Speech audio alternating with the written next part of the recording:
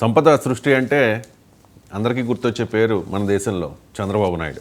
సంపద సృష్టిస్తా, ఆంధ్రప్రదేశ్ను అభివృద్ధి చేస్తా, వైఎస్ఆర్ కాంగ్రెస్ పార్టీ పాలనలో ఉపాధి కరువైంది కాబట్టి యువతకు వలసల్ని ఆపేస్తాను అని చెప్పి ఎన్నికలకు ముందు చెప్పారు. ఎన్నికలు అయిపోయిన తర్వాత అధికారం చేపట్టిన తర్వాత కూడా చెప్పారు. అది ఎంతవరకు వచ్చింది సంపద సృష్టి? దీని ముందు నేను వెళ్ళబోయే ముందు ఒకటి చెప్తానండి. చంద్రబాబు నాయుడు గారు ప్రచారం చేసేటప్పుడు ఒక విషయం నన్ను ఆకట్టుకుంది. ఆయన అన్నారు, ప్రచారం చేసేటప్పుడు ఒక మాట అన్నారు, మన ఆంధ్రప్రదేశ్లో చదువుకున్నవాడు ప్రతి ఓడు బయటికి వెళ్తున్నాడు, అటు అమెరికా కానీ హైదరాబాద్ కానీ బెంగళూరు కానీ వెళ్ళిపోతున్నారు, వీళ్ళకి ఇక్కడే నేను ఉపాధి కల్పిస్తాను అనే ఒక మాట ఆయన అన్నారు. అది నేను గమనించాను ఆ విషయం. ఇప్పుడు నేను అదే అడుగుతున్నా, ప్రతిరోజు మీరు ఎల్బీ నగర్ దగ్గర, హైదరాబాద్ ఎల్బీ నగర్ అంటే తెలియని వాళ్ళు ఆంధ్రప్రదేశ్లో ఒకళ్ళు ఉండరు తెలంగాణలాగా. ఎల్బీ నగర్ చౌరస్తా దగ్గర నిలబడి రాత్రి 3 గంటల నుండి తెల్లవారి 8 గంటలు, 5 గంటల పాటు, అంటే ఉదయం 3 గంటల నుంచి 8 వరకు, ఉదయం 8 గంటల వరకు 5 గంటలు గమనిస్తే కొన్ని వేల బస్సులు ఆంధ్రప్రదేశ్లో ప్రతి జిల్లా కేంద్రం నుంచి, ప్రతి పట్టణం నుంచి హైదరాబాద్ వస్తాయి. మళ్ళీ ఈవినింగ్ రివర్స్ అవుతాయి. ఏంటంటే ఇది ఆంధ్రప్రదేశ్లో చదువుకున్నవాడు ప్రతి ఓడు హైదరాబాద్ రావాలా అంటే ఆంధ్రప్రదేశ్లో ఏమీ లేవా? మానవ వనరులు క్రియేట్ అవుతున్నాయి, డబ్బులు క్రియేట్ అవుతున్నాయి వ్యవసాయం నుంచి. అది హరిత విప్లవం వచ్చిన ప్రాంతం, ప్రపంచంలోని అత్యధిక వనరులు ఉన్న ప్రాంతం. ఇప్పుడు కోస్తా తీరం అనేది ఒక ప్రాంతం, అక్కడ కేజీ బేసిన్ ఉంది, పెట్రోలియం, న్యాచురల్ గ్యాస్ ఉన్నాయి, వ్యవసాయ భూములు, కృష్ణా గోదావరి, సౌత్ ఇండియాలో ప్రవహించే నదులు, డెల్టాలు, అమృత తుల్యమైన డెల్టాలు అక్కడ ఉన్నాయి, మంచి వర్షపాతం అక్కడ ఉంది, ఓకే, అద్భుతమైన 360 రోజులు సూర్యరశ్మి ఉంది. సో ఎంతో అభివృద్ధి, ప్రపంచంలో అత్యధిక వృద్ధి చెంది ఒక పెద్ద దేశమై అవుతే ఆర్థిక వ్యవస్థ నిర్మించే అంత వనరులు అక్కడ ఉన్నాయి, మానవ వనరులు కూడా అన్నీ ఎక్కువే. అక్కడ అమెరికా నుంచి పెట్టుబడులు పెట్టడానికి ఎన్ఐఏలు కూడా ఎక్కువ ఉన్నారు. ఇంత సంపద ఉన్నది. హైదరాబాద్ వెళ్ళాడండి మా కొడుకు, హైదరాబాదులో ఉన్నాడు అంటే గొప్ప. హైదరాబాద్లో అంటే క్రియేట్ చేయలేరా? అక్కడ ఉపాధి కల్పించలేదా? ఇది చంద్రబాబు నాయుడు గారి ఉద్దేశం ఏంటంటే అలాంటి మన వాళ్ళు బయటికి వెళ్ళకుండా మన సంపద మనమే పెట్టుబడి ఎక్కువ పెట్టుకునేటట్టు క్రియేట్ చేస్తాం. అది సంపద సృష్టి అంటే అదండి, చాలా పెద్ద పదం అది. ఆయనకు అంత అనుభవం ఉంది ఈ విషయంలో, మనం ఆయన పూర్తిగా నమ్మొచ్చు. ఎందుకంటే ఆయన చెప్పాను కదా, ప్రపంచీకరణలో ఒక అద్భుతమైన నేతల్లో, ప్రపంచ నేతల్లో అతను తలుచుకుంటే అభివృద్ధి చేసేస్తాడు. అభివృద్ధి మంత్రం అతని చేతిలో ఉంది, అంత నిబద్ధత ఉంది, 18 గంటలు కష్టపడే తత్వం. ఈ విషయంలో మాత్రం ఎవరు ఆయన చేతుల్లో కూడా ఏమీ అనలేరు. ఆయన విషయం ఎవరు, నాకు ఇష్టం చంద్రబాబు నాయుడు గారు అసలు కానే కాదు అనుకోండి, నేను కూడా ఆ విషయంలో ఆయన ఏమనలేను. అభివృద్ధి మంత్రం అనేది ఆయన చేతిలో మంత్ర దండం ఉంటుంది, అంత చేయగలుగుతాడు ఆయన. అది అంత పాలసీ మేకింగ్, విజన్ అవన్నీ ఉంటాయి. ఇప్పుడు ఆంధ్రప్రదేశ్ ప్రధానమైనమాట. నేను ఒక చిన్న మాట చెప్తాను. లూయిస్ ఫిషరు ఒక బుక్ ఉంటుంది అనమాట, మహాత్మా గాంధీ బయోగ్రఫీ మీద. దాని మీద 7 ఆస్కార్లు వచ్చే మహాత్మా గాంధీ బుక్ తీశారు, అటన్బరో తీశారు, బ్రిటన్ అయినా. దానికి 7 ఆస్కార్లు వచ్చాయి.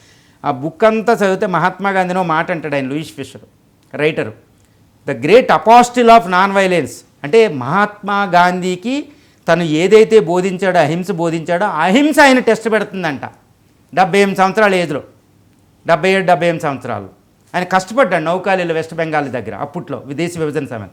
ఇప్పుడు చంద్రబాబు నాయుడు గారు అంటే I'm sorry to say that, ఇప్పుడు ఈయన 4 సార్లు చీఫ్ మినిస్టర్ అయ్యారు, ఇంకోసారి ఎవరో కొడుకో పవన్ కళ్యాణ్ ఎవరో వచ్చేస్తాయి. ఇప్పుడు ఆయన చివరి దశ అనుకోండి రాజకీయంగా, ఇంకా 5వ దశాబ్దంలోకి వచ్చాడు ఆయన. ఇప్పుడు ఈ దశలో ఆయన ఒకటి పరీక్ష పెడుతుంది. ఆయనకు ఒక పేరు ఉందన్నమాట. ఏంటది? గాంధీకి అహింసాత్మక అపోస్టిల్ ఆఫ్ నాన్ వైలెన్స్, అహింసక పరమాత్మలాగా ఈయనకు ఒక పేరు ఉంది, అభివృద్ధి దాత అని. ఇప్పుడు ఆ అభివృద్ధి ఆయన టెస్ట్ చేస్తుంది. ఆంధ్రప్రదేశ్లో రాజధాని వెళ్ళిపోయింది, ఆంధ్రప్రదేశ్లో ఏమీ లేదు. ఇప్పుడు ఆయన జీవితంలో ప్రధానమైన పరీక్ష ఆంధ్రప్రదేశ్కి అభివృద్ధిని కల్పించడం. ఆయనకి ఆ విషయం బాగా తెలుసు, ఏది అమరావతి అని ఏంటి అభివృద్ధి అనేది. ఈ విషయంలో ఆయన ఇప్పుడు కేంద్రంలో ఆయనకు అవకాశం ఉంది, వెళ్ళి ఏదో ఒక మినిస్టర్ పెద్దగా తీసుకోవచ్చు ఆయనకున్న. ఇప్పుడు ఆంధ్రప్రదేశ్ కేంద్రంలో ఆయనకి ఎన్డీఏలో ఉన్న రోల్ ప్రకారం, పాత్ర ప్రకారం. కానీ ఆయన ఆంధ్రప్రదేశ్లోనే ఉంటున్నాడు. చూడండి, పవన్ కళ్యాణ్ గారు కూడా ఈ విషయంలో అంటారు, ఆయన అభివృద్ధి ఆ తత్పరత చూస్తే ఎంతో నేర్చుకుంటున్నాను అన్నట్టు మాట్లాడతారు. ఈ విషయంలో ఎవ్వరూ ఏమీ చేయలేరు, అది అంతేది. సో ఈయన్ని అభివృద్ధి అనేది ఆయన జీవిత శర్మాంకంలో ఆయన పరీక్ష పెడుతుంది. ఆంధ్రప్రదేశ్కి ఆయన అభివృద్ధి ఇచ్చి తీరవలసింది. అంటే ఇది సంపద సృష్టి. అంటే ఉద్యోగితను కల్పించాలి. అక్కడ ఆంధ్రప్రదేశ్లో చదువుకున్న వాళ్ళు బయటకు పోకుండా అక్కడే ఉద్యోగితను కల్పించాలి, అది సంపద సృష్టి. విద్యాలయాలు కల్పించాలి. అమెరికాలో ట్రంప్ పెద్ద వీసా ఆంక్షలు పెడుతున్నారు.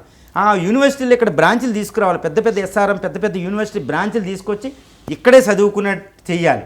అది ఒకటి ఇంపార్టెంట్. తర్వాత మన ఇన్కమ్ బయటికి ఎక్కువ వెళ్ళిపోకూడదు. ఇప్పుడు రియల్ ఎస్టేట్ హైదరాబాదు, బెంగళూరు, చెన్నై వెళ్ళిపోవడం ఏంటంటే మన ఇన్కమ్ అది ఇక్కడే అభివృద్ధికి అమరావతి పెట్టుబడి పెడుతుంటే ఈరోజు అక్కడే ఇవ్వపోయాయి. అది సంపద సృష్టి. అంటే కనీసం ముందు మన సంపద మనకి, ఇంకా అప్పులు తెచ్చుకుని ఇక్కడ పెట్టడం వేరు, ముందు మన సంపదే బయటకు పోకుండా చూడాలి. అది సంపద సృష్టి. వ్యవసాయం మీద, ఇండస్ట్రియల్, ఫోర్త్ ఇండస్ట్రియల్ వచ్చే పెద్ద పెద్ద టెక్నాలజీలు అని ఇలాంటి టెక్నాలజీల మీద, అదేవిధంగా ఇండస్ట్రీలు ఇవన్నీ పెట్టుకుని విద్య వైద్యం మీద, పరిశోధన మీద వీటన్నిటిని పెడితే, అన్నిటిని మీద పెడితే సంపద సృష్టి వచ్చి ఒక పునాది వచ్చి భవిష్యత్తు తరం, భవిష్యత్తు ఆంధ్రప్రదేశ్ స్వర్ణాంధ్రగా మారుద్దని స్వర్ణాంధ్ర విజన్కి ఇచ్చుకుని కూటమి నేతలు ముందుకెళ్తున్నారు. సో ఇందులో ఫెయిల్ అవుతే మాత్రం చంద్రబాబు నాయుడు గారి చరిత్రలో ఆయన ఉండరు. కానీ అభివృద్ధి విషయంలో ఆయన ఎంత తత్పరత ఉంటారంటే ఆయన ఫెయిల్ అవ్వడం అనేది అసంభవం. ఆ రోజు గాంధీ ఫెయిల్ అవ్వడు. ఇదే విధంగా ఇప్పుడు ఈయన ఆంధ్రప్రదేశ్ అభివృద్ధిని చేసే నేను అంతిమ రోజులు చూస్తానన్నట్టు ఉన్నారు ఆయన. కాబట్టి అభివృద్ధి ప్రదాత అనే పేరు వేసుకున్న ఆయన అభివృద్ధి అనేది ఇప్పుడు ఆయన టెస్ట్ చేస్తుంది, ఆంధ్రప్రదేశ్ పరీక్షిస్తుంది ఆయన, ఆంధ్రప్రదేశ్ సో అభివృద్ధి ఆయన చేస్తారనే నమ్మకంతోనే ప్రజలు ఎన్నో ఆశలు ఆకాంక్షలతో ఆ యువనేతని, ఎక్కువ మెచ్యూరిటీ ఉన్న నేతని అంత మెజారిటీ ఇచ్చి 175లో 164 సీట్లు, అదొకటే కాదండి, 25 సీట్లు 21 సీట్లు ఇచ్చి కేంద్రంలో ప్రధానమైన పాత్ర పోషించేటట్టు వాళ్ళు చేశారు. చాలా మెచ్యూరిటీతో కేంద్రాన్ని ఉపయోగించుకుంటూ వాళ్ళు అభివృద్ధిని వెళ్తారనేది మాత్రం సుస్పష్టమవుతుంది. కానీ వచ్చే 4 సంవత్సరాల ప్రధాన పరీక్ష అని మాత్రం అర్థమవుతుంది.